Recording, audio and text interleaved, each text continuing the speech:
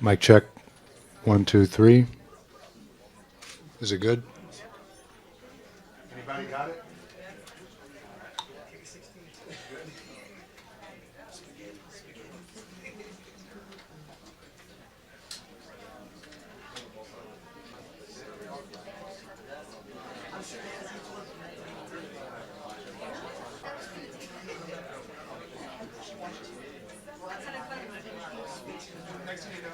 Way. So if you could please squeeze yourselves so that we can have enough of an aisle.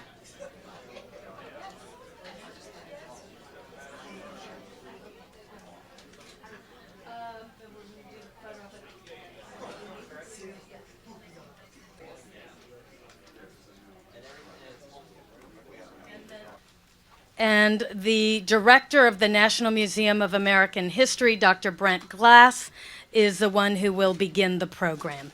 Thank you.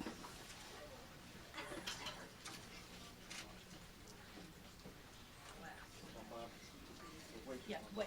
Just wait until the...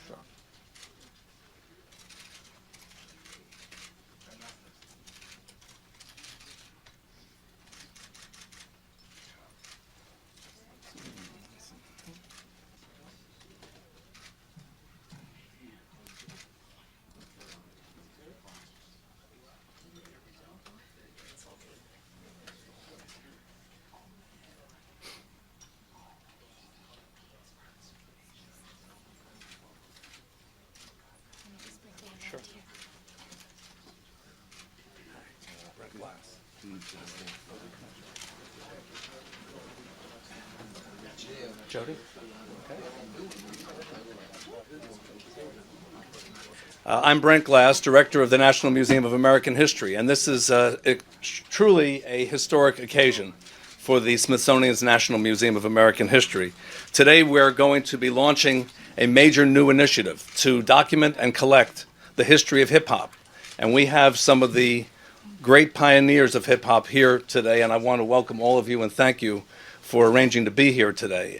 This is quite a reunion, and I think we're very, very pleased just to have some of the people and the artists who have been involved in creating this unique American art form.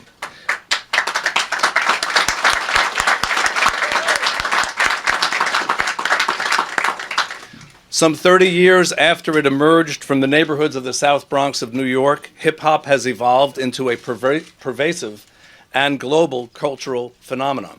You think about it, fashion, not only music, but fashion, technology, advertising, sports. So many areas of America's popular culture are now influenced by hip-hop. And so today we are launching at the Smithsonian's National Museum of American History a new initiative called Hip Hop Won't Stop, The Beat, The Rhymes, The Life. This is a multi-year project that will trace hip-hop from its origins in the 1970s as an expression of urban African American and Latino youth culture to its status that it enjoys today. This idea for this initiative, and I have to give some credit to Mark Schimmel of Mark Schimmel Music. Mark, I have to say that Mark and I have been friends for many decades. I won't say how many years, but just many decades. And when he came to me with this idea, I thought I didn't really know as much about hip hop music, the culture, and Mark really told me a lot about what has been happening in this field over the last 30 years. And I presented this idea to the curators at the museum, and they said, yes, this is the time to do it. So I really thank you, Mark, not only for being an advocate and an advisor and a consultant on this project, but also for introducing us to so many people in the industry. Most especially, I want to thank Universal Music, Peter LaFermento, who provided the seed money to get this project started. And I want to make sure that we thank them for being first up to the plate in getting this project started. I also want to recognize and thank several people who are here. Dr. Ben Chavis, who is president of the Hip Hop Summit Action Network. And Dr. Chavis and I had a chance to reminisce about our North Carolina connection, so it's really great to meet you in person. Bill Adler, who is the owner and curator of iJammy Fine Arts Gallery. Bill helped us make so many connections with the artists who are represented here today. Jody Miller and her team at JLMM PR for their great support for the project. Lear Cohn of Warner Music Group, and we look forward to working with them in the future. DJ Starsky is also here, and we want to welcome DJ Starsky.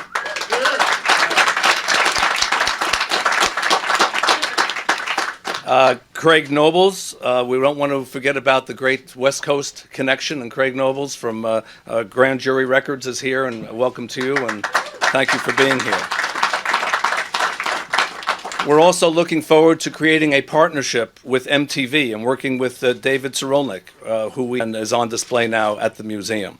We have Lionel Hampton's vibes, Celia Cruz's costumes. I like to say that we're in the forever business at our museum. When you give something to the Museum of American History, when you give something to the Smithsonian, it goes into the permanent national collection.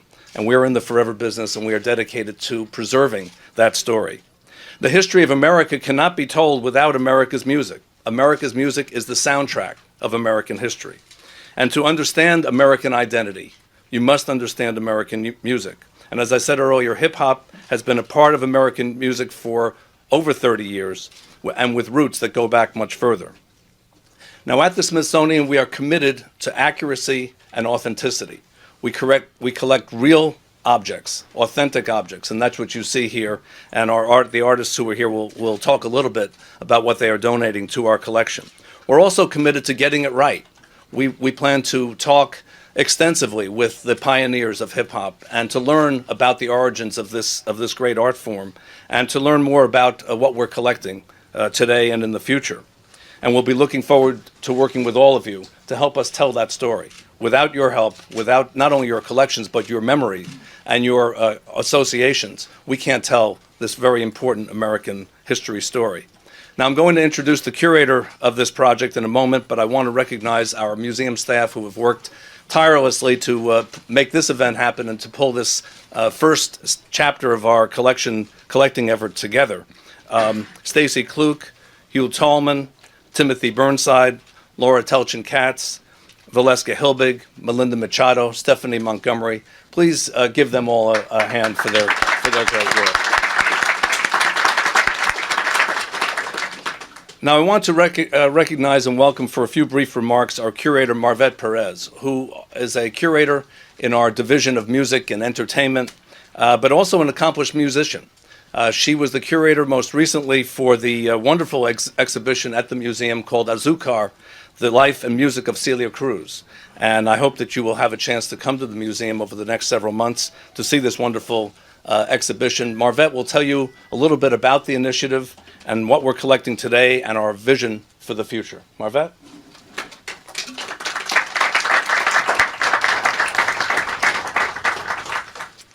Thank you, Brent.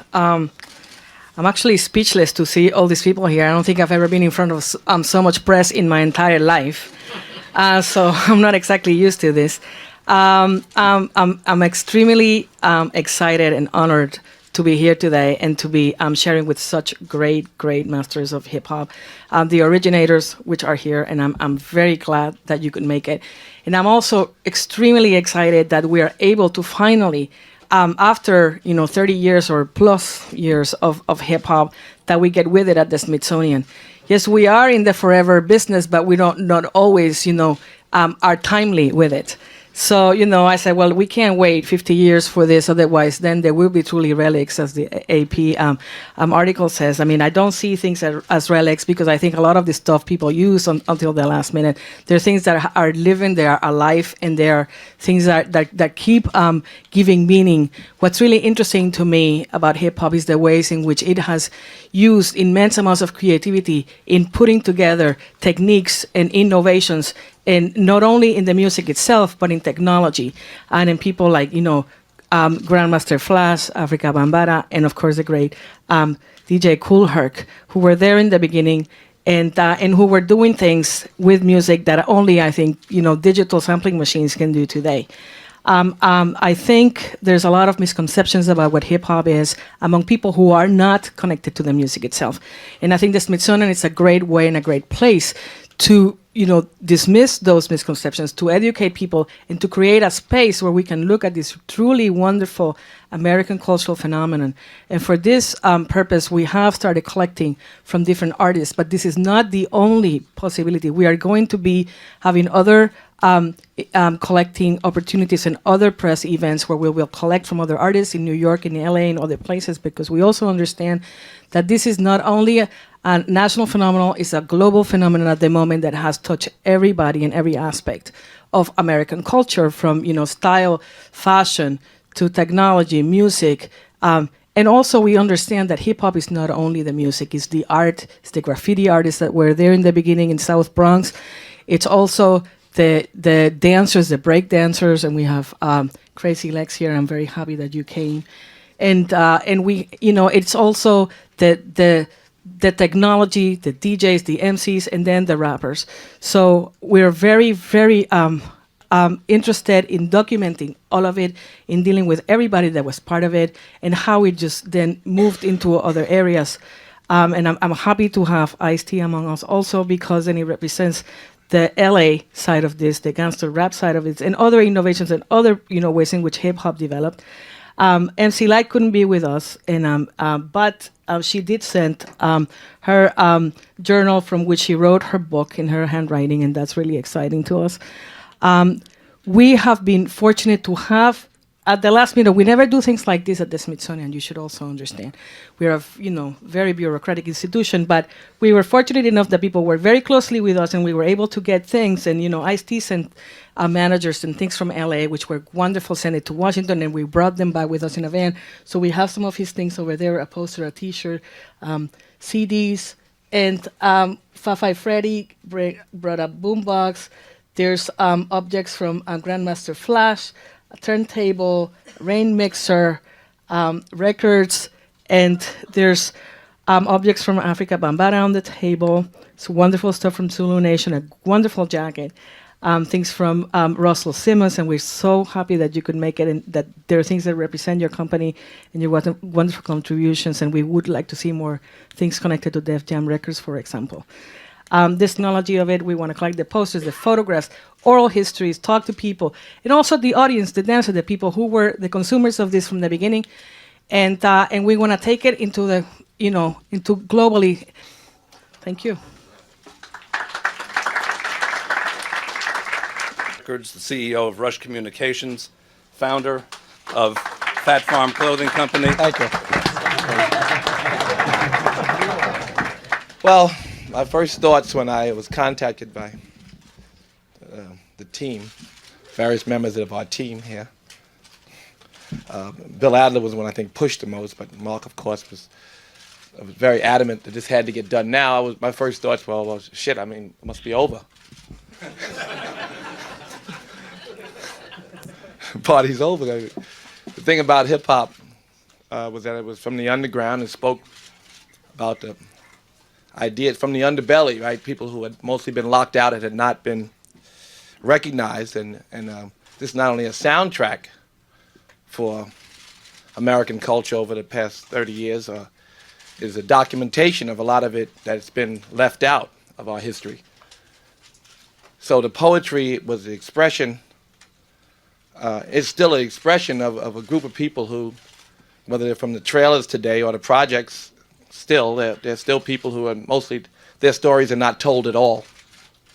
So in the capsule, when you look back at some of what this poetry is about, it'll be the only way to understand the truth about some of our American history. The only real description of the suffering of a lot of our people. And the mindset of, all of the people who are locked out, because they're locked out and their history is locked out. So I guess it's important that we start to get it right, even if it's at risk, for the young people who know that they want to keep their edge and they don't need, any kind of, they don't need you to reaffirm who they are. They already know that their inspiration has already traveled the world, and now we're just getting around to documenting it.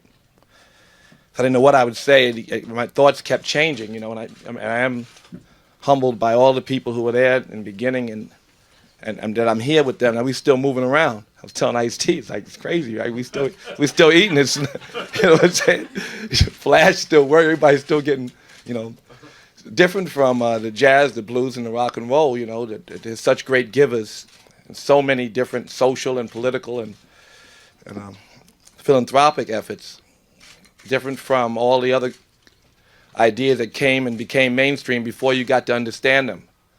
They're still speaking same truth to power as if the way they started.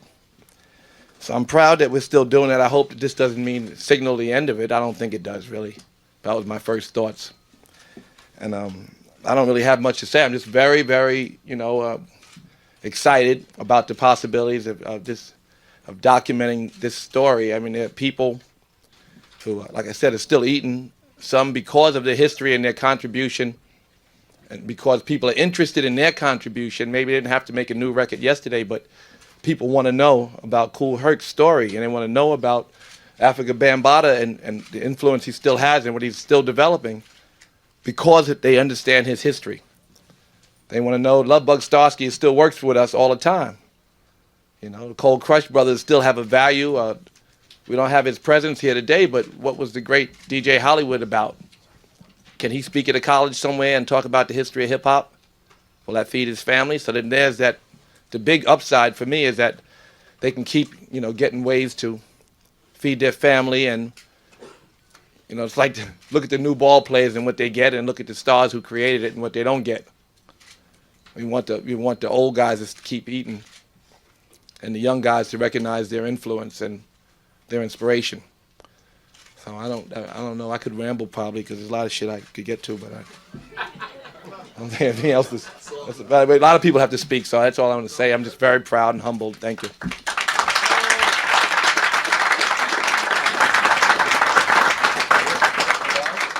Thank you, Russell. Grandmaster Flash, one of the original DJs, is here, the inventor of the beatbox, which was the precursor of the drum machine, an inventor of the rain mixer. Grandmaster Flash.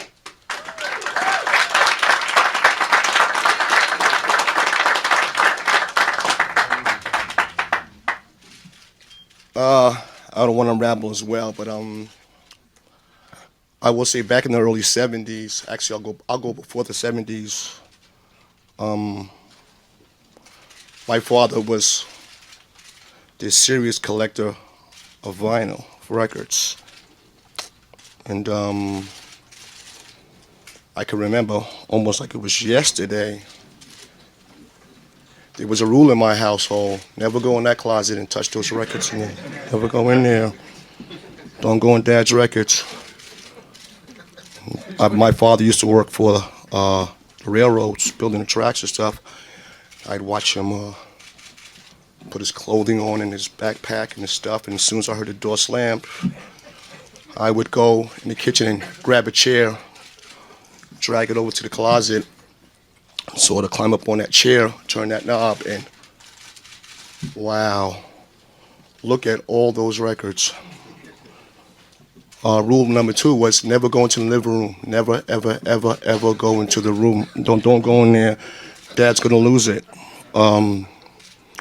And most importantly, rule number 3, which should have been rule number 1, was never, ever touch the stereo. Don't touch the stereo. So I would grab the record that I thought was whatever it was. I was a kid at the time, and I would drag the chair and the record over to the stereo, because the stereos of that time were made like wood, you know, it was like a little console situation, and I would turn on the stereo. But what was most intriguing about the stereo was this little red light at the bottom, you know. And what I would do was I would take these records and I would put the record on, and I would be dancing in the living room, and my mom would come into the living room like, you really cannot do this, you can't do this, you know, your father's gonna kill you. And what I would do is, after my mother constantly told me that, I would try to take the record that I took out of slot whatever and put it back in the same slot. But when my father came home, he'd go in the kitchen to the bar, get his little drink, and he would go to the living room and want to listen to his music, and he would notice that something was different here. And he would go to his wife, my mom, and who'd been in my records, and she'd be like, Joe, don't do it. And my father would kick my ass. Kick my fucking ass for sure. And I'd cry, and my mother would hold me and the whole thing. And then the next day would come around, and he would put his backpack on and his work clothing. And when the door slammed, I would go into the kitchen and get that chair. You know, so not to make a very long, long story too long, what was most intriguing to me is, and I'm going to come from a different angle here. I say I'm the first DJ to make the turntable an instrument for a reason, and I'm going to come from this angle. As I got older,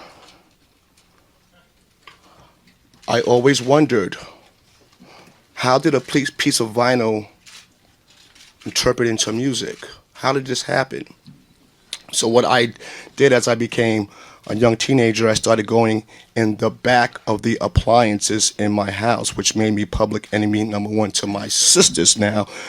And in the back of these appliances was how it interpreted from this vinyl to sound. I would look in the back of these objects, and I would see these little tiny things that were connected to each other to this board. I later found out what was a resistor, what was a capacitor, what was an oscilloscope, what was a signal generator, what was AC versus DC, step-up transformers, step-down transformers. And whenever I was not able to turn the stereo on, because my father did something to not allow the sound to come out of the speakers, so what I would do was I would put the needle on the record and I would listen, and I can hear the vibration, and I would see the needle moving. I would then, my mother and my father said, you are turning into a real enemy here. We're going to send you to school for this to figure out, so since you love this so much. So my mother and father's plans was for me to become an electronic technician. I did very well in school, got lots of awards and stuff like that there for being that. But then I had this incredible urge to build things. So in the early 70s, 927 Fox Street was my address. I would go in backyards, abandoned cars, and I would start gathering these items. I would screw speakers out of rusted old cars. I would take the pork belly plastics and set a woofer on top of it, and that would cover my bass frequency. I would go around and just find old stereo pieces and make my mid-range and my treble. And at this time, the amplifiers were made was not solid state at that point. It was tubes, push-pull circuits. Tubes like 12 AX7s and the like. So at this point in time, my thing was sound. I later found an apartment upstairs in my building, and I would do these little, call them apartment parties or whatever the case may be. And that kind of like was my start to understand mono versus stereo and all the things and all the internal workings of how it worked. But my mother was still like electronic technician, but it wasn't until there was a word out about this gentleman, and he hates for me to say it. He blasted me on radio. He's been disrespecting me ever since I've been in this culture. But I will say it again, and he's sitting right here. There was this gentleman by the name of Clive Campbell I heard about. Everybody was saying, this guy is playing this wonderful, wonderful music that radio wouldn't play. Radio was playing this corny thing called disco. but it was this gentleman by the name of Clive Campbell who was playing this wonderful music, and some of it was some of the stuff my sister would play. So being prompted to go take a look at what this gentleman did was the turning point, was the second turning point in my career. My father's was the first turning point. Clive Campbell was the second. And he would do these things called block parties. And at these block parties, hundreds of people would show up. I'm like, and he's about, I don't know, 6 feet and some change. So he looked like just God up there under heavy guard and playing this wonderful, wonderful music. He had a very incredible sound system. And this music that he would play gave me the inspiration that to every great part, to every great record, there's a great part. So my contribution to hip hop is this. It's to take pop, rock, jazz, blues, funk, whatever, and take the most minuscule part of the record. Most of the time is where the drummer was playing. And repeating this part over and over again to the beat of music. At this time, it was called cutting.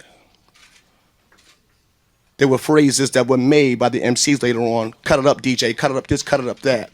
So my contribution to this whole thing is the first DJ to take an inanimate object called the turntable and play it like it was an instrument.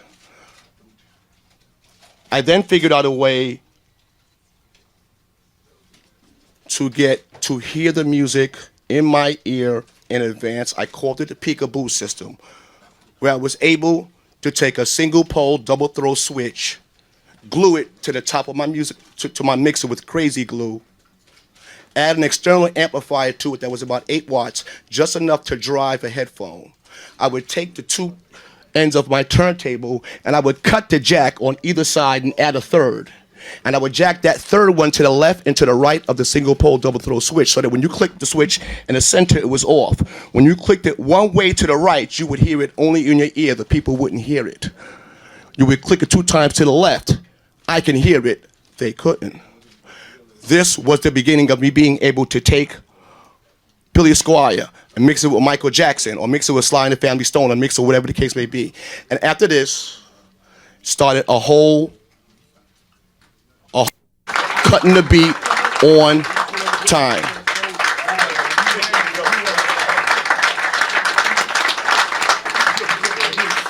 Who was famed for his block parties in the early days of hip-hop and an organizer of the first European hip-hop tour. Please welcome Afrika Bambaataa.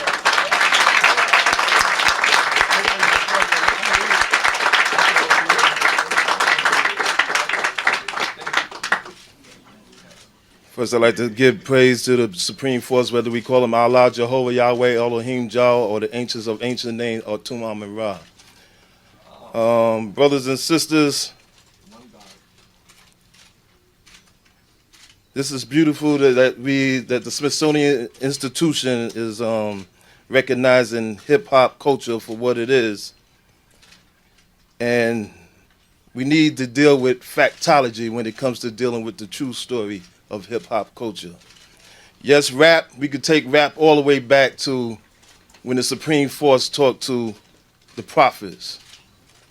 We could also bring rap up to the days of Pygmy Markham when he did Here Come the Judge, or Shirley Ellis when she did the Name Game, the Clapton song, or taking it to Gil Scott-Heron or the Last Poets and Sister Sonia Sanchez when they did poetry style of rapping. We could take it back to Cab Calloway with Heidi Heidi Ho, or Sarah Vaughan doing the bebop type of jazz or rap.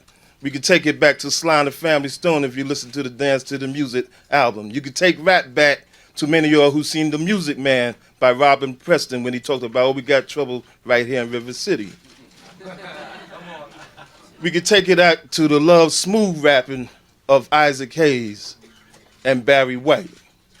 We could take it to political overstanding knowledge rap of what the most honorable Elijah Muhammad and Minister Farrakhan and Malcolm X was saying to the people and all the other people of the radical days of black civil rights and human rights. But we bring the roots up to the factology of a man who used to say to the hip. And then we had another brother who said to the hop. But we bring it back to the factology of the father who came here to our shores of North America in '67 by the name of Kool DJ Herc.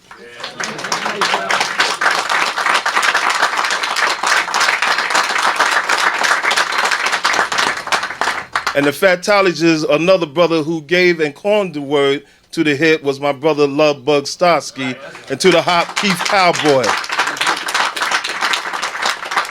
And it was through Afrika, Bambaataa, and Universal Zulu Nation that we say, when they asked her, what do you call this? And taken from the corners and terms that my brother Love Bug Starsky said, we call this hip-hop culture, meaning the B-boys, the B-girls, the rappers, the MCs, the DJ, and that fifth element, knowledge, that holds it all together.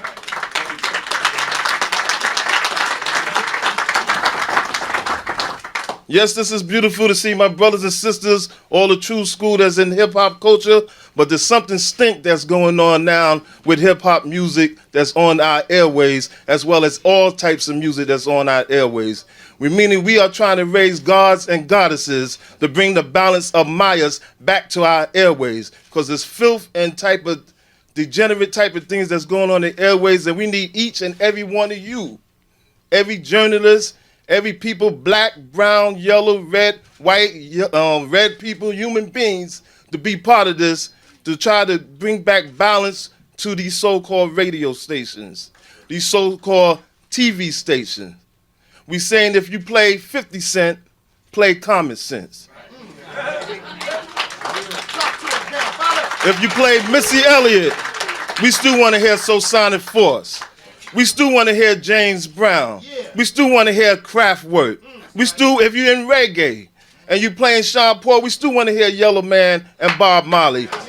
If you're in rock music, you play Limp Bizkit and Korn, we still want to hear the Rolling Stone. We still want to hear the Beatles. Or take it way back, we still want to hear Chuck Berry and Little Richard. There's games going around. Well, this is beautiful. Yes, we thank the Smithsonian. In salsa, whatever you playing in salsa, we still want to hear Willie Colon, Celia Cruz, Ray Barretto. Something stink going on, and everybody just sitting around doing nothing. You say you love Allah, Jehovah, Yahweh, Jesus, you love all the prophets, and we all sit around and do nothing. So if you're like what's going on the airways, on your television, porn shows right at 3 o'clock in the afternoon, then you deserve what you get. Peace.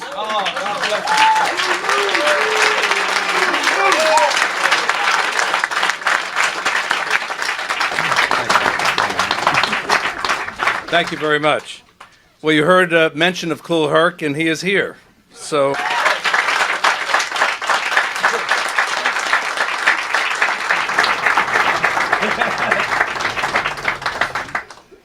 All I would say, I'm still standing. Better than I did before. Looking like a true survivor. Feeling like a little kid. Hip hop is about young at heart. And I've been through the struggle. And the struggle continue. Nobody expect this thing started 35 years ago to be mentioned in the Smithsonian conversation. There's people that's not here with us right now. Like my father, God rest his soul, that stood behind me, and when I went to the music, gave me the inspiration to say, you know what, G, I'm gonna support him. And ever since from that, it was never about money on my back. It was never about getting a chain around my neck. It's about respect from the people coming to the party. And my sister, Cindy Campbell, that's here today. She used to be sitting up here with me right here. It started in 1520 Sedgwick Avenue, parallel to the major digging highway, coming straight from Yankee Stadium. And it started from 25 cents for ladies, 50 cents for fellas. And all I asked you for was don't disrespect the party. And that's what kept it going. I resurrected something that was being killed by the gangs from a place called The Puzzle, The Tunnel, and the Grand Concourse, and the dead of the party scene. I was break dancing in there, freestyling, and it died. And it went to the house parties. And moms come home, still gang of people in the house. She's still paying for the furniture. Everybody got to get out. And that scene was dead with the house party. So my sister asked me, at the time of doing graffiti with Phase 2, Lionel 163, super cool. Tacky was our god. We look up to him. But we was doing it for notoriety. I was into my ball and my track and field. And Cindy asked me at the time, can I play the music at the party to go back to school? She wanted some extra money. She was working a UCOR job. And I said, you know what, since my father's a mechanic, a bodybuilder, I'm a very heavy-handed disciplinarian, I didn't want to find out that I was somebody tagging up the trains and a problem. So that was my time to get out of the game of tagging the trains when my sister asked me to play the party. So with that curiosity, who Kool Herc is, what he looked like, we used that, and they came to the party down at 1520 Cedric Avenue. River Park Towers wasn't even built yet. Find out years later, Karis One was 5 years old in 1600 when I used to play music. So Karis One was born into hip hop. But as it went on, I got hurt in a party one time. I thought my life was over, but it so happened my life was spared. The people at the party went out and caught the assailant and did what they had to do to that person. But he lived, you know. He lived. We both lived. But it never stopped me from seeing people having fun. I want you to feel as good as I feel. And James Brown is my inspiration with the music. I'm a spin-off of James Brown. Hip-hop is a spin-off of James Brown. James Brown don't know that. But as I go out to you right now, James, I want to do a tribute to you, and Jimmy Cass are going to perform for us, for James Brown. I love you, James. And before you get passed away like everybody else and get recognition after you're dead, what I want to do before you pass on. That's what I want to do. But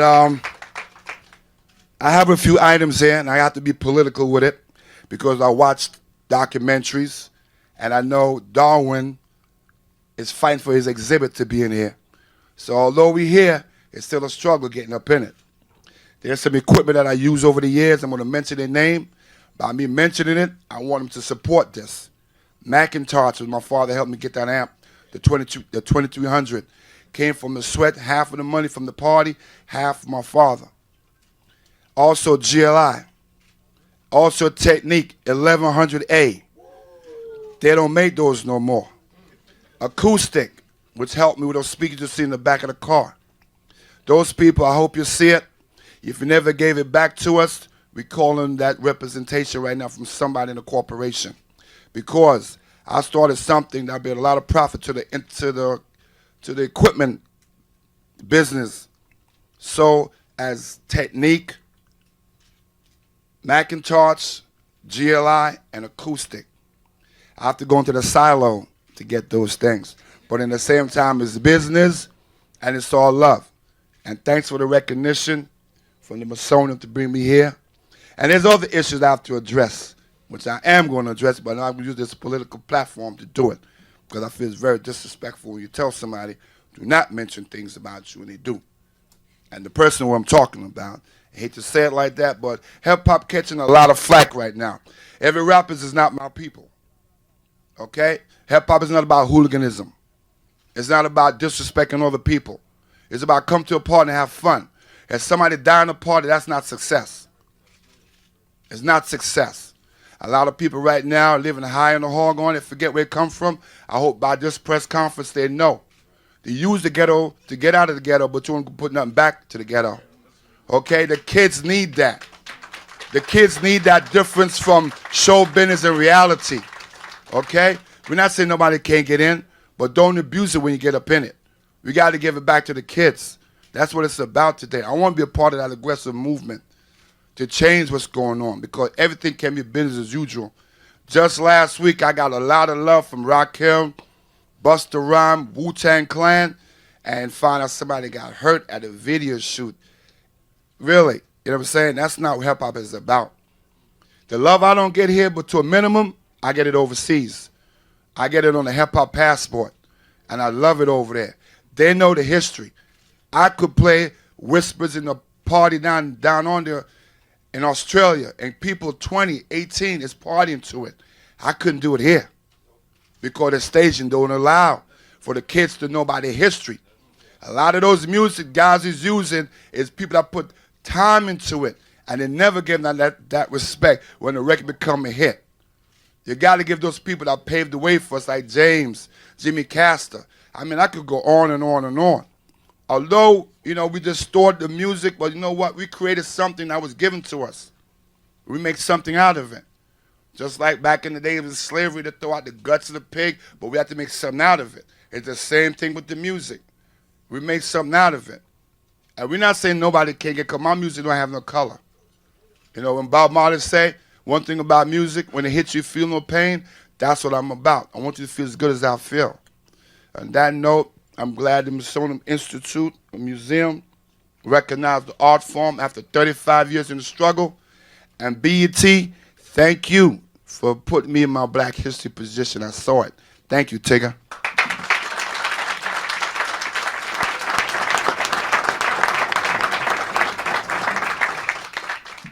Ice-T was born in New Jersey, but he's best known for his LA hip-hop, now a major movie star and TV star on Law & Order, Special Victims Unit. Please welcome Ice-T.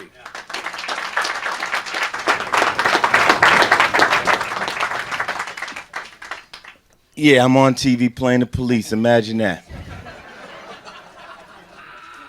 My hip-hop story is a lot different than everybody's here. I was born in Newark, New Jersey. My mother passed when I was in the 3rd grade. My father died when I was in the 6th grade. I moved to Los Angeles. And by being, as they say in the hood, a yellow nigga with green eyes, I had to teach people everything with light eyes ain't to be fucked. And it made me a very aggressive individual in Los Angeles. I decided I was going to either be dealt with by all these people. I ain't got no brothers, I ain't got no sisters, I ain't got no mother, father, so what I have to do is be a problem. If I'm a problem, people gonna back up off me. Next thing you know, I'm going to Crenshaw High School, I'm involved with the Crips. I'm on a totally negative road at this point in my life, you know what I'm saying? I'm just doing everything I can to just, you know, be that cat in the street, you know. I decided I wanted to be a pimp. I started reading this Iceberg Slim cat, you know. So I'm reading these books, and I'm in high school talking like a 40-year-old man because I'm reading Iceberg Slim stuff. Now, the first initial in my name is T, so people say some more of that ice stuff, T.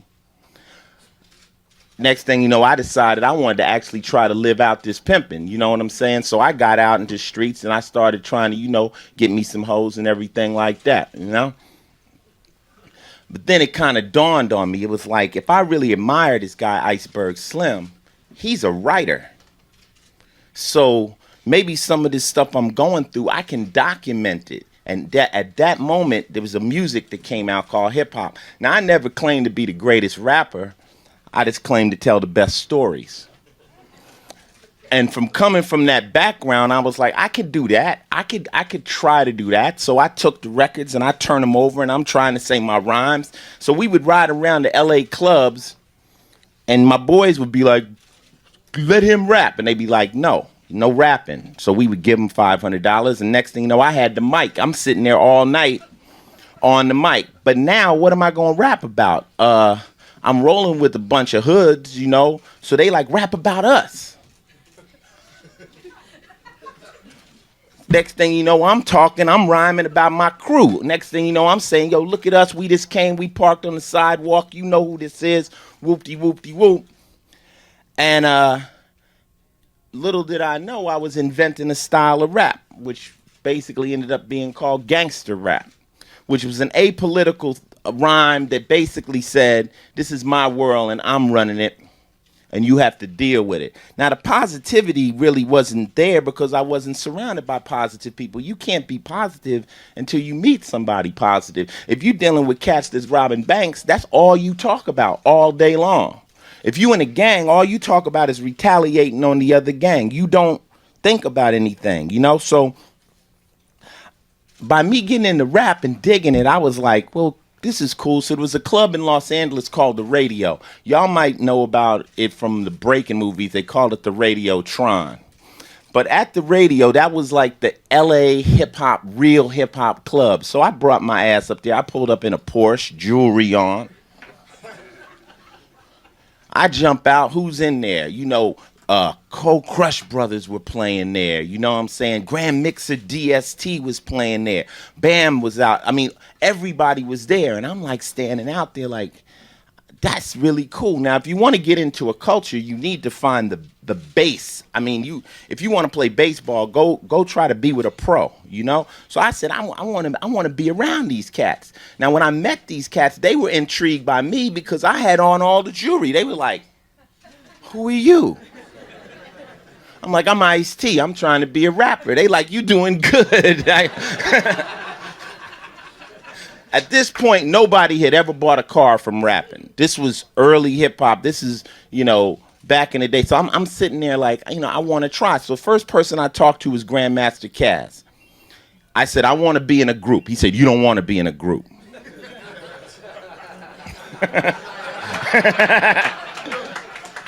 He said, you can rap. If you can rap from the beginning of one to the record to the end, you don't need to be in a group. If you can do it by yourself. So I was like, okay, Kaz. Then Kaz took me and he showed me his rhyme books, and they were written in perfect penmanship, like with no mistakes in script. And I'm like, shit. You know, I got like 2 rhymes right now, right? I'm like, this got to be more serious than that. And then I was blessed to bump into the son of Bambaataa, Afrika Islam, who was like to me, like a god. He was like, you know, I DJ for the Rocksteady. You know, I'm out here in New York. I'm doing the Roxy. And I'm like, okay. I want to be a rapper. He was like, well, come on. Can I hang with you? Because like I'm saying, I had the money at the time. So I was like, I scooped up Islam. And next thing you know, Islam was giving me the history. And he was like, look, you know what I'm saying, Zulu Nation. And we're all going in the same direction. And we got to work. And he brought me out to New York. I came to New York. I met Kool Herc at Fourth Wall. And Kool Herc was like, don't curse on the mic. Herc was straight up like, you can't do that, man. You can't do that. I'm like, well, shit, I don't really know how to rap any other way. I mean, this is what I got. In LA, you got to do this. The niggas will run up on the stage. This is, because see, the thing about LA is LA had no hip hop culture. LA had a gang culture. You got to understand, there was no hip-hop culture. Now, if you in a room full of non-hip-hoppers and they all gangsters, you got to talk their lingo. When you're dealing with an unconventional enemy, you have to use unconventional tactics. You can't just come in peace and all. Man, listen, you got to show them force, and you got to say, you know, if anybody's gangster in here, I'm the biggest gangster, and now they're going to listen to you. So I was like, you know, and as I started to grow, and I took my hip-hop. I mean, if you listen to Ice-T music, it's gangster. But at the end, I always die, or I go to prison, or I deal with, because I said, if I'm going to deal with this, I'm going to deal with it real, you know? So it's not that invincible gangster. It's that a gangster with that B-side, you know? And that's why people like Public Enemy and Chuck and them, they was like, man, we like what you're doing. We know what you're doing, because you got to catch the audience's attention. You just can't walk up to them kids and just say, don't do drugs. They like, fuck you. You know, I go into the penitentiaries, and when I talk to these kids, before I can even get anybody's attention, I got to give them my pedigree. I got to tell them what I've been through. Then I got their attention. I'm like, they like, yeah, okay, Ice, you the truth. Yeah, what's happening?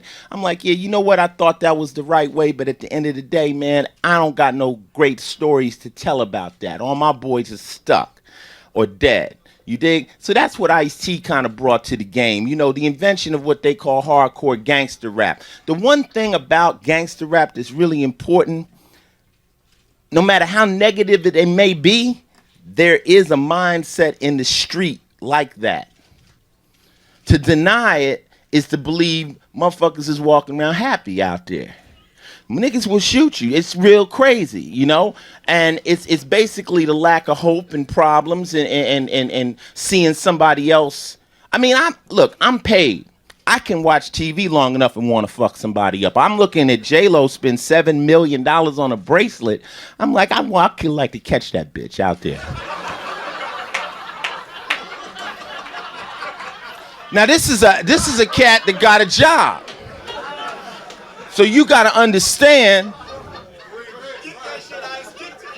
cats is mad and you gotta deal with that. You gotta deal with them. And so my thing is like, you know, if some people's music wants to shoot over it, I decided to stay down in the trenches with the hood and try to talk to them on their level. You know what I'm saying? Now, people come to me now, oh, Ice, you play the police on television. How the hell can you do that? Because I'm not mad at the police. When I was a criminal, the police were the opponent.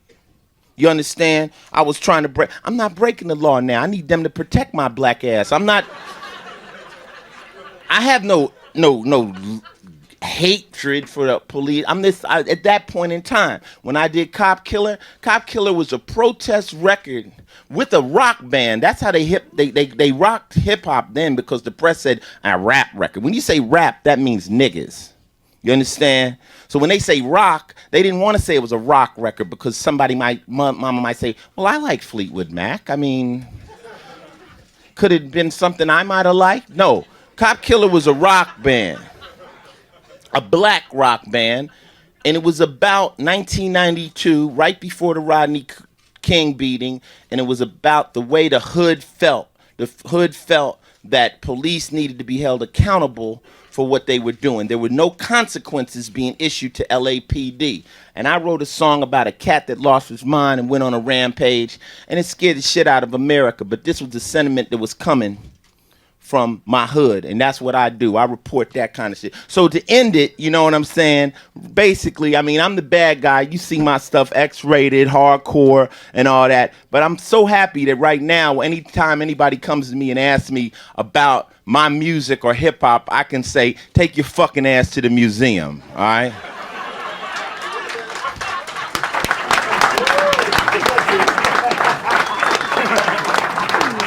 Oh, my God.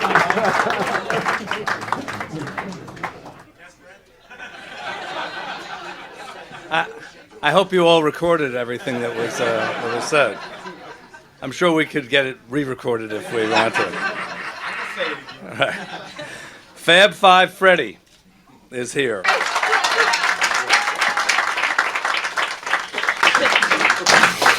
How you doing? I don't have a whole bunch to say. I want to hear what some of the my illustrious comrades here have to say. But basically, for me, I usually like to start off telling people that I grew up in a in a jazz household. My father from Brooklyn was very close friends with Max Roach, who was a pioneering bebop drummer. He's my godfather. So as a young guy, young kid, I would hear my dad and his friends play a lot of their music and talk about their life and times. Many people don't know about bebop musicians. They were like, it's always interesting, the connection between bebop and hip hop, how the terms sound so similar. But how these guys were the cutting edge in music from the, I guess, early 50s, late 40s, all the way up into the early 60s, and how they never really got the love and attention. But these were really intelligent young men. And I would hear their stories, and I would, listen to the music. But as I was growing up, something developed in the streets, something that we now know as hip hop. And I remember going up to the DJs in the parks as a young teen and seeing Brooklyn cats try to do it. But I would go to the DJs and go, yo, like, where's this coming from? Who's starting this? And they were like, yo, guys uptown, guys in the Bronx, guys in Harlem. So I would get on the train and get a couple of kids, friends of mine that were into it, and we would go up there and try to find these cats. I got to go to a few parties. First time I heard actually Flash tape, I think it was, I don't even know if it was 5 MCs at the time. Might have been 3 or 4. The tape was real staticky. You could barely hear what was on it. But I got infected at that time, deeply infected by what was going on. And I got, a lot more curious and wanted to just go wherever I could to find out what was going on. But I think for me, having that jazz background, so to speak, and seeing how these guys had a really advanced thought process and how they were, you know, it was that classic story of being more accepted in Europe and other parts of the world, more so than they were in America. And I saw this thing going on in the parks and these DJs in this early phases of this culture. And right away I realized, well, this is not happening anywhere else, not just in the country, but anywhere else in the world. And that made me realize that this was really important. It felt like almost a religion in a way, like when the DJ became the focal point of the community, like to have two turntables, a mixer, I mean, you were God, and people came out and they worshiped at that altar. But I really saw it as something really serious and had ideas really early on that it should be seen as something really serious, and that led me to develop ideas which became the first film on hip-hop culture, a film by the name of Wild Style that I starred in and worked on with a guy by the name of Charlie Ahern. Me and Charlie, a young white filmmaker that did some interesting things, and we met and I started talking and he said, let's do it. So that's when I really got to get connected to the pioneers and get to go to places like the T Connection, the Celebrity Club, and really get deep and meet Flash as we were developing Wild Style, which really is the earliest record on film. And later, as the Smithsonian collection moves on, we're going to definitely contribute some significant things that help tell that story. And I guess along with that, I mean, I don't want to stay up here too long, but I guess Yo MTV Raps was another interesting opportunity that I got to be the first host of the internationally broadcast show, which for a lot of people around the world, as hip-hop is now a global culture, many of those people from Brazil to Asia to everywhere in Europe trace the beginnings for them visually to seeing Yo MTV Raps and getting to see the faces of the artists and to get to feel what it was like to see. And that was one of the things that I brought to the show. Prior to that, MTV really had no shows where the VJs or the hosts of the shows were in the street. They were all cooped up in a studio. And I remember when they asked me to do it, I was really reluctant because most of the VJs on MTV at the time, you would